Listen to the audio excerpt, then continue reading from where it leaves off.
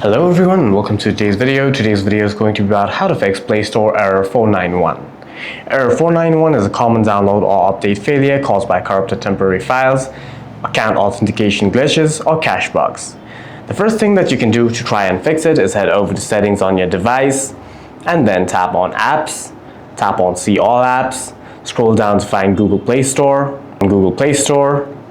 tap on storage and cache, and then clear the storage and cache of Google Play Store.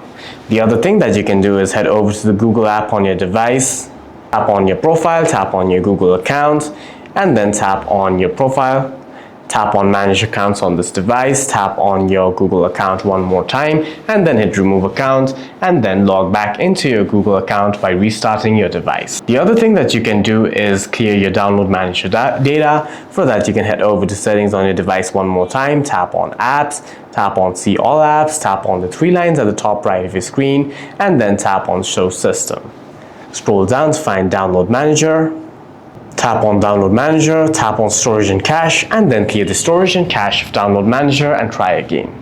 This should solve your problems. For any further questions, please feel free to leave a comment down below.